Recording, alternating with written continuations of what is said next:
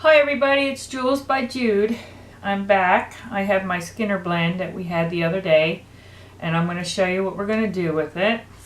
Still trying out my new area, so that's what we're working on. One of the Skinner blends came out like this, and I'm going to show you how we sort of have done that. So what we're going to use today, right now, is we have two Skinner blends rolled up in jelly roll-like fashion. And you've seen me do that at my last tutorial, I do believe. And I have two kinds. And what we're going to do is we're going to create a different type of roll, cane. And we're going to cut off some of that, which is typically called a veneer. And we're going to place that on these pieces here. And I'll show you that in a minute. This is double thick, number 7. And 7 is my thickest setting on my machine, my pasta machine. Okay, so I have 2 sheets of double thick black. I have 2 Skinner blends, jelly roll. I have 2 cutters that I'm going to be using. Okay. And this is a cutter for a hole, for when I want to put a hole for possibly a bell. Okay. And my blades. So let's get started. We'll start with this one. This is a red, white, and black Skinner blend. I do believe it's made out of Sculpey 3. I've let it set so that it thickens, so that we can work with it. Thickens, so it hardens, so that we can work with it. So let's begin. What we're going to do is go directly down the center. We're going to try to get our heads right above the top of it. Okay, then we're going to turn it because we're going to cut this in quarters. And we're going to do the same exact thing. Now there's just so much you can do with this, and what I'm about to show you is one form of what you can do with this. Now what I'd like to do is take our 4 pieces and join them together as one. And probably cut that in 2 and then begin to make a cane from that. Okay? So here are my 4 pieces. Hopefully you can see that pretty good.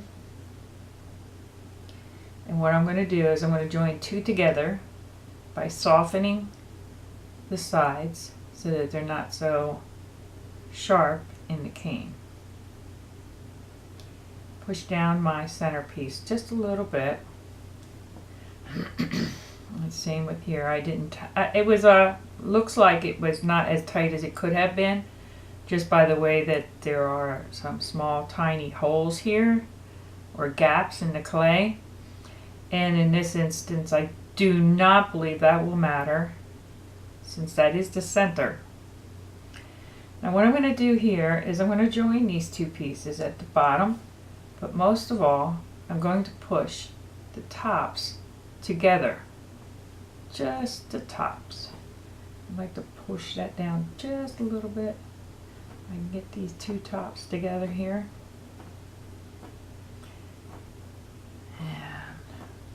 Get me together a little bit of a top going on. And join these 2 together. There's not much that you need to do to this cane previously to the fact of what I just showed you. Okay? And then we're going to join these 2 here together. Push that down. Push these together.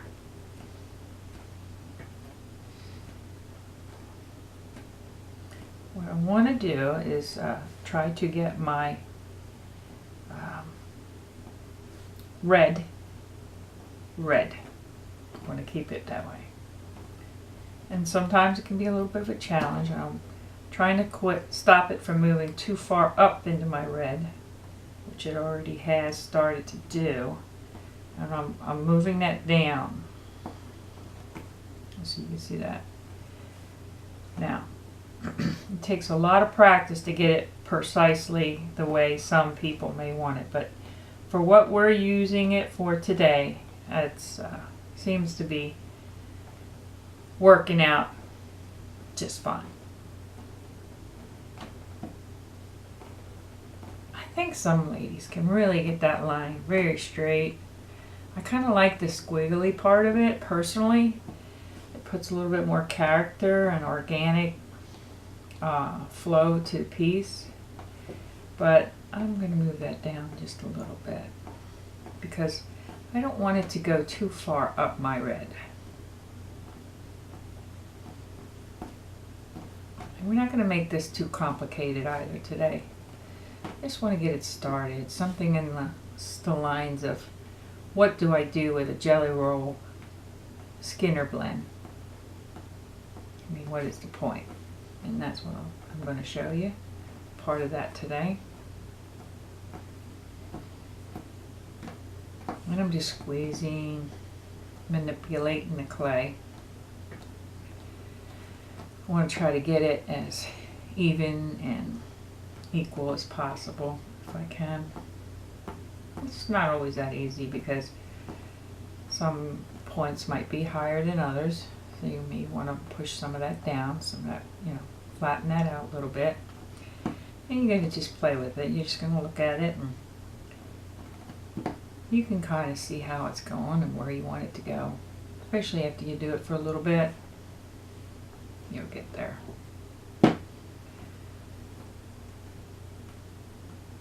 So I've pretty much kept my red as I could at the top.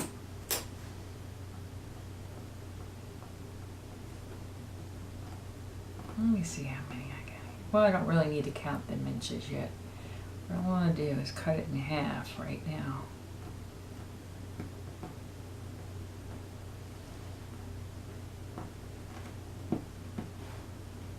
And what I'm doing, of course, is reducing it. 1, 2, 3, 4, 5, 6, 7, 7, huh? A good almost 7.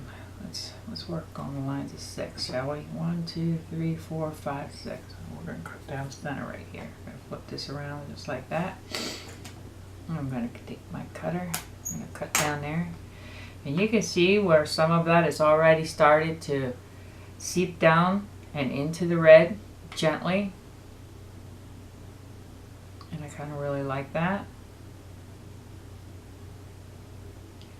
And I really am only going to take it, let's see if I should go any further.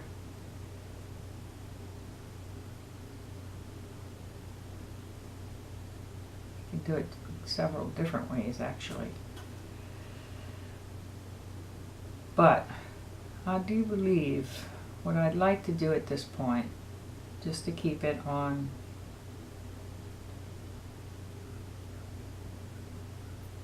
level, is reduce this and make us our veneer from here, okay? But there's more you can do, and we will go further, but I think let's make it just a really easy day. And I think you've already seen how I did this. And now I'm just shrinking it down. Let's see, 1, 2, 3, 4, 5. I'm squeezing and reducing. 2, 3, 4, 5. I'd like to get 6. It's going to make it small, but what I mean by small are like small petals. 1, 2, 3, 4, 5, 6. We've got a little bit further to go. And you just kind of squeeze and gently pull your clay. And that stretches it. Now I believe I have 6. 1, 2, 3, 4, 5, 6. Perfect. Now, I'm not just, where are my fingers along the lines there? See that? This is a little more wobbly there.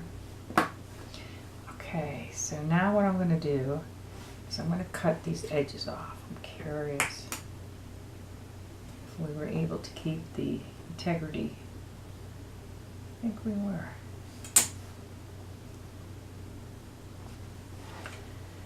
Okay. Now let's cut this 1, 2, 3, 4, 5, 6. Now, what we're going to do is put these together like so.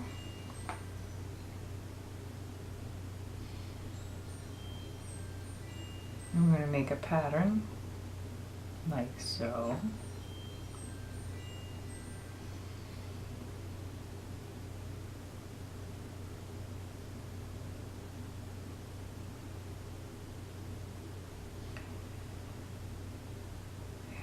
You do have a choice at this point where you could have put a little round center into the center and made a core.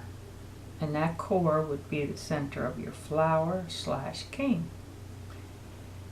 Now, I'm not going to do that. I'm going to push these further together and make my cane accordingly by just giving it off a little bit, turning it off just a tiny bit. But we'll get there. There we go. Just going to squeeze that down. You'll see where that's going to show up a lot like this piece here, okay? As soon as I reduce it down. And then I'll let it set for a while so that I can cut it, because otherwise I'll just squish it because it's been very worked, very soft.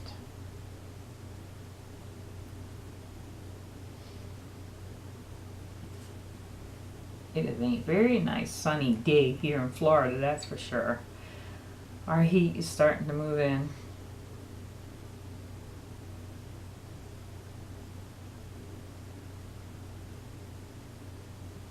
Okay.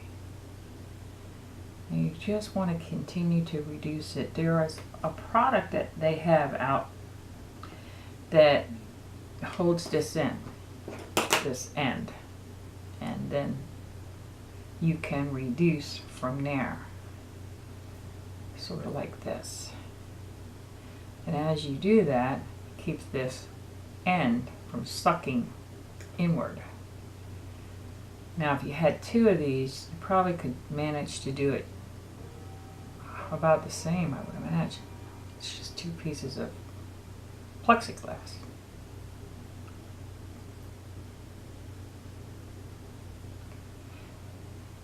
Now after I'm done doing this, you need to let it set. But I do have another cane that is almost identical to this, as I just showed you. And I'm going to show you how to cut those veneer pieces off and place them on a backing, because I like to do it with a thick backing. And that's primarily my own taste. You don't have, you can do thin and light and soft, and you can do it however you like. And once you get started, you'll start learning what you do like. Like, oh, I don't like that. Yeah, I like that. And then you can see everybody else do it as well. There's a lot of good artists out there. That is for sure. One lady that I learn a lot from, I watch her channel and her tutorials all the time. Her name is Samantha. I want to call her Jessica because her company design name is, let's see here, Jasmine Design. I'm sorry, I didn't mean to crucify that, but that's her name. And she has an Etsy store. There she is. That way you can see it and Her name is Samantha. She does excellent, excellent tutorials. Please look her up if you get a chance. Alright. I'm done playing with this for now. I'm going to let it set. I want to let you see. The center is sucked in, and I'm just going to cut the side off, and it's going to come out, and it's going to look very much like this. And the reason why I'm not going to do that right now, guys, is because if I did it right now, it would just squish all together, and I don't want that. And you don't want that. Now, when you're cutting your cane after it's set for a while, and it's going to be a little bit harder to do facing you instead of facing me, you have to decide how thick you want your veneer to be and try to stay with it.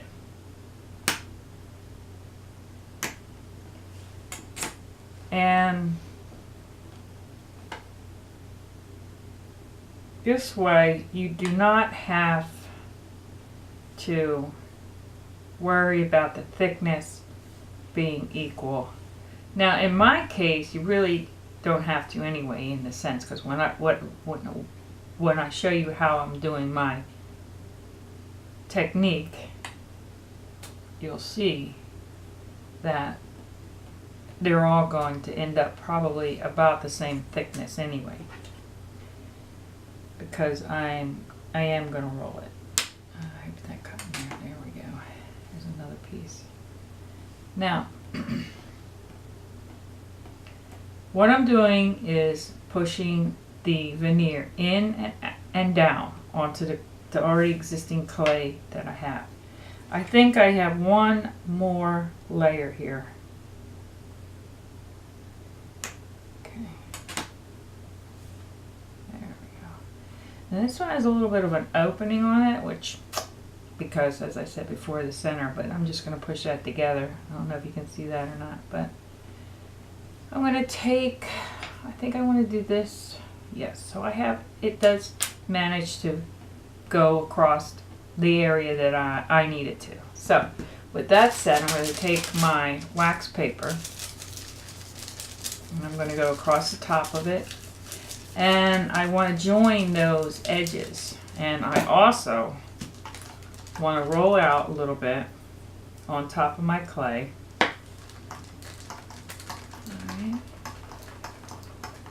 To cause that layer to be more flush with everything. And you can even see through the plastic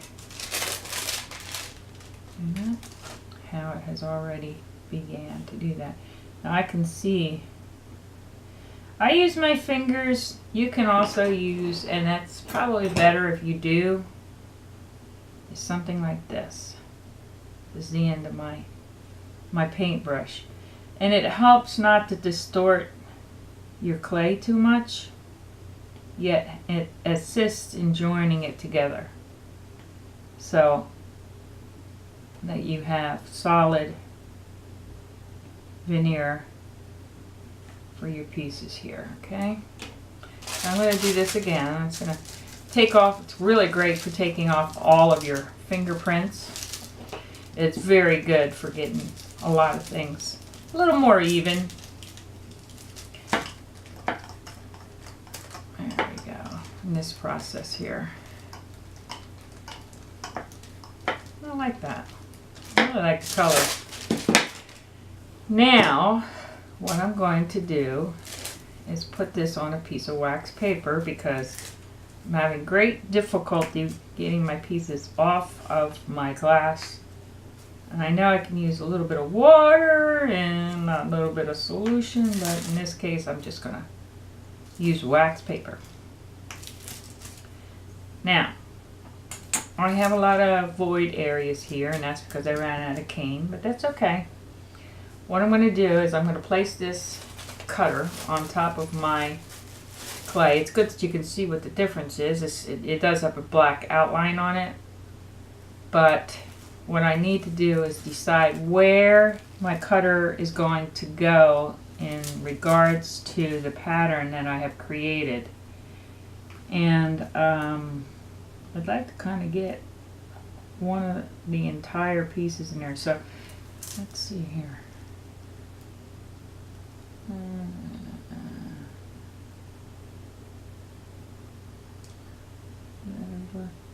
looks good. Okay. That's what you want to do. You want to figure out what's your best pattern in this particular piece, or the one that you like the most. I don't know that you could say best, but best would mean you need to stay on your veneer. Okay. You don't want to go off your veneer. You're going to step down, and you don't want to do that. Okay. So now that I've got an approximation of where I would like to put this cutter, I put this cellophane on here because this is going to make my life a lot easier after I cut this piece. It's going to round off and bevel my edges. It's just going to make my life a lot easier. So hopefully you guys can see this really well. And let me make sure I'm on my veneer here. Push down now. Remember, this is very thick. Yours does not have to be this thick. I like it this way. It makes me feel more like it's a stone piece, believe it or not. Okay. And there we go. And there we have it. I have this left over. I could probably peel off this veneer and reuse my black. I did show you 2 pieces of slabs, but I realized that I cannot show you another piece because I don't have a cane properly set for you to see that. Okay, so we're just going to do the one. I've decided I'm going to use this punch.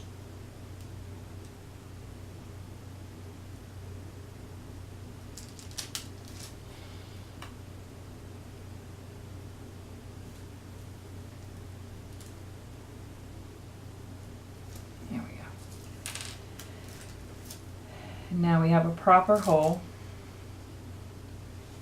Make a proper bail. And that's how it looks. Now what I am going to do is move all this stuff out. I do have a piece I did last night, but it's not at all. It's done, as you can hear, and this will be cooked as well for an hour on 255, 200, I'm sorry, not 50, 200.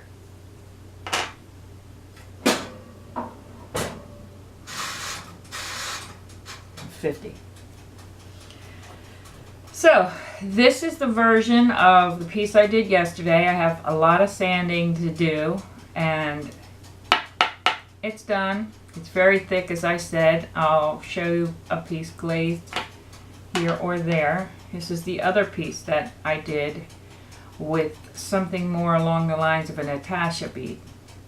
Okay, so that's what we do with, well, that's what I did with my Skinner Blend Jelly Roll.